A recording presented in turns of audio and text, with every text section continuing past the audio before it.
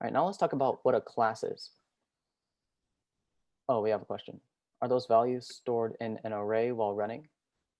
Yeah, like I said, those values are actually stored in a lazy iterator, which means that the values are actually calculated on the spot. So what the yield function does is it saves the current state of the function. Like for example, with that infinite sequence, let's say the number right now is 2000.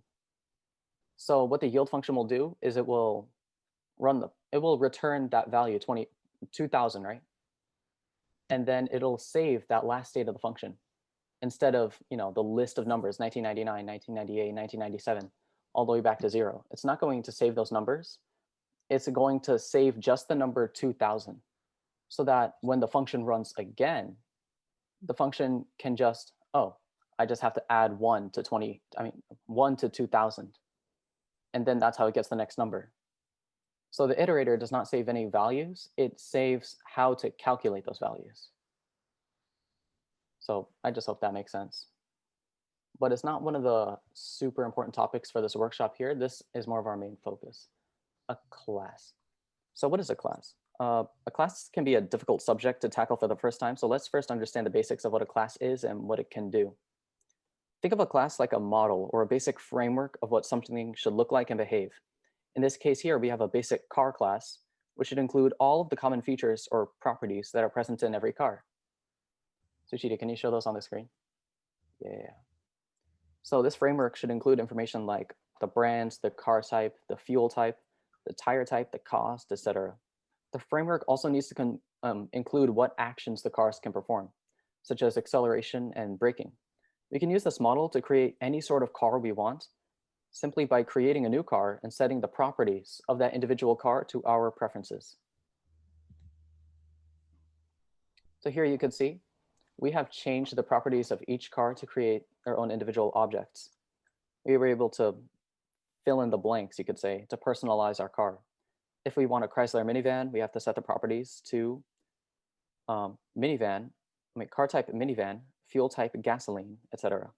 To get a monster truck, we set the car type to monster truck, the fuel type to methanol, and so on. The actions that the car can do, such as acceleration and braking, usually depend on their properties. For example, if the car type is a minivan, it will likely accelerate more slowly than a car whose car type is sports car. That's why we didn't include how actions differed between each car. Those actions are already based on the car's properties. This entire car example here basically illustrates the structure and the purpose of a class and class objects. The car model is the class, and the unique individual cars created from the model are objects. Objects created from a class are also called instances of the class. I hope that example was helpful for you guys to understand how class works. So now let's talk about the code itself. A class shares common variables and functions within itself. A class's variable is called a property, and a class's function, such as acceleration or braking, is called a method. In order to use a class's properties and methods, you need to create an object from what we call an instance of the class, and use that object's name when referring to its class features. Also, every existing object in the program is an instance of the class. So the class keyword here in the example defines a new class car. As you can see, you have all the different properties: Tesla, car type, the brands, the car type, the fuel type, the tires, and the cost. And you can see the acceleration and the braking functions. Line number 12 creates a new variable myCar and sets it to a new instance of the class car. And line 13 accesses and runs myCar's method accelerate. So the problem with this example here is just that it's just here to show you what declaring a class and using its methods in Python looks like. There is no way to customize the class to make different objects yet. So to do that, we'll need to use init.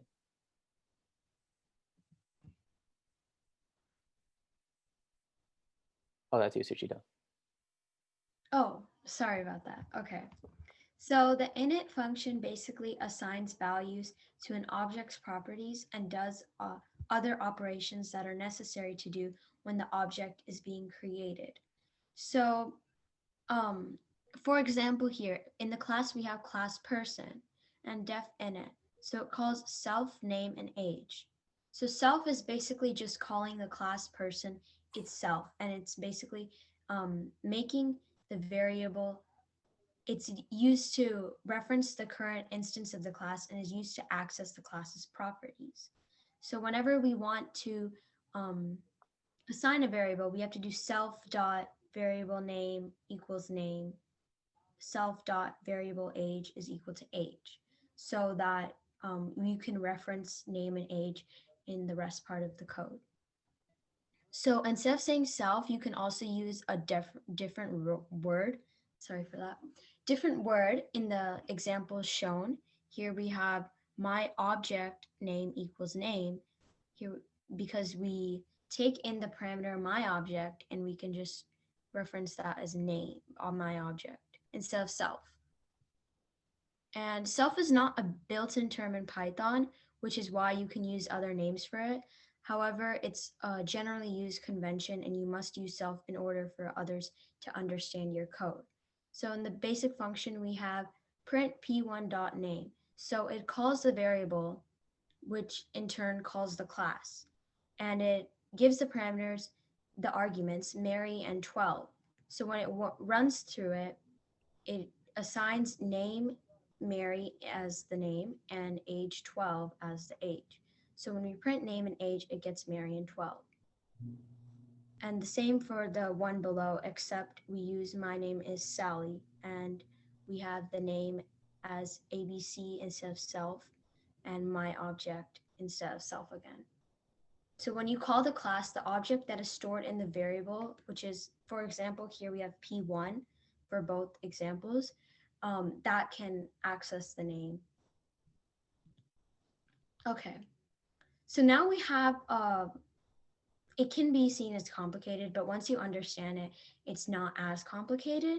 It's a term called inheritance, which allows us to define a class that inherits all of its methods and properties from another class.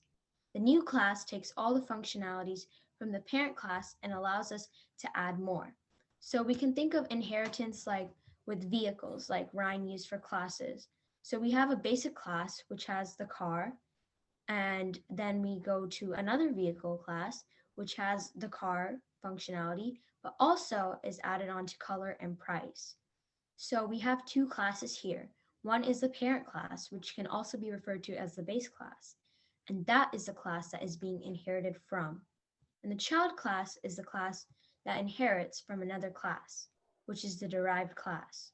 So in this example that we have shown, vehicle is the base class, and the child class, which is also vehicle, inherits the car functionality from the base class, but also adds on color and price. This is an example of inheritance. So it may seem complicated, but it can be much simpler than that. So an example, like a tip to think of inheritance as a simpler concept, you can think of your parents passing down traits to you. So you might not be an exact copy of your parents because you have your own features, like you might have a different body structure or something like that, but you add it on to what you get from your parent. So that's why they call it the parent and child class, because the parent class is the class that's being inherited from, while the child class gets all the basic traits from the parent. So as long as you have that concept, hopefully thinking of your parents and your traits can help you just make this topic seem simpler to you. But there's also many other ways you could think about it. Okay, so here's an introduction to inheritance. Like, okay, first of all, don't get intimidated by the amount of code. We'll break it down. It's not as hard as it looks like. So to create a parent class, you create a regular class with the init function and any other functions in that class. So the first class we have is Polygon, which is the parent class. To create a child class, you create a regular class, but you send the parent name as a parameter, parent class's name as a parameter. So the child class in this example is class triangle, and it takes in the parent class as polygon in its parameter, as you can see when you're calling, when you have child triangle. So first off, we have t equals to triangle.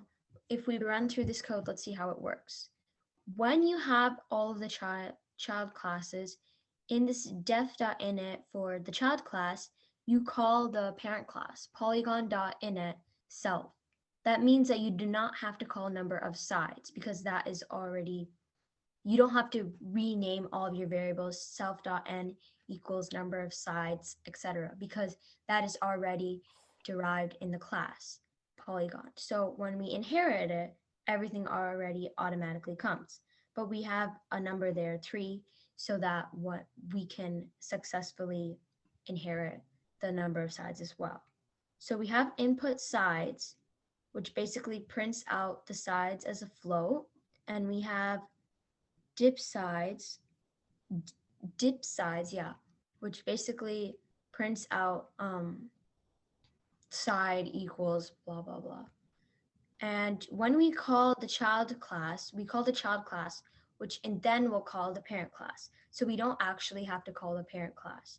So for example, we have t dot input ideas sides, sorry, t dot input sides, which is actually a function inside the class.polygon.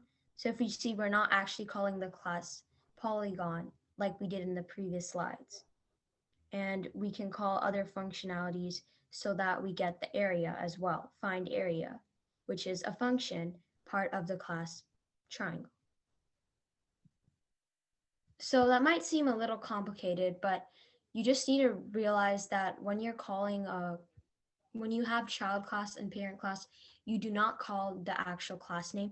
You can call functions within it as long as you input the correct amount of parameters. So another important function that of inheritance is superfunction, which will make the child class inherit all of the methods and properties from its parent class.